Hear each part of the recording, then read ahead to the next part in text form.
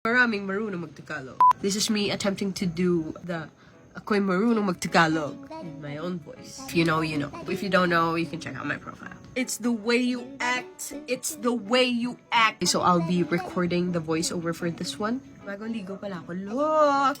And I'm wearing my duster. What are you saying that I don't know how to speak Tagalog, huh? Who may sasabihin sa'yo? Ako'y maraming marunong mag-Tagalog. Who may sasabihin sa'yo? Who may Gusto ko na lang maging walrus. Joke lang. Joke lang. What are you saying that I don't know how to speak Tagalog, huh? Who may sasabihin sa'yo? Ako'y maraming marunong mag-Tagalog. What are you saying that I don't know how to speak Tagalog? What are you saying that I don't What are you saying that I don't know how to speak Tagalog, huh? Who may sasabihin sa'yo? What are you saying that I don't know how to speak Tagalog, huh? Ako'y maraming marunong mag-Tagalog. Ganito pala maging voice actress.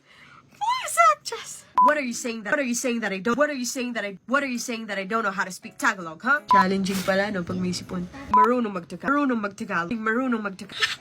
I think that was good. Who may sasabihin sa'yo? Okay, I think we've got the main voice done, so we're gonna do the second character.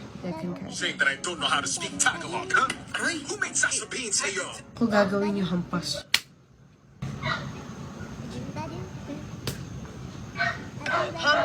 Who made... That was perfect! Ay, ang galing. Voice over for this one. Aray! Hey, I didn't tell anybody. Dapat mas distinct pa. Mas iba pa yung boses. Aray! I didn't tell anybody. Aray! Hey, I didn't tell anybody. Raspy! Aray! Hey, I didn't tell anybody.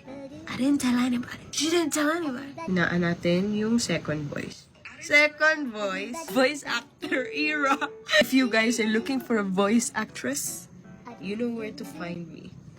Bakit ganito yung salamin ko ng moist? Para tuloy siyang Bavarian donut. Ano daw? Okay, we got it. You got it.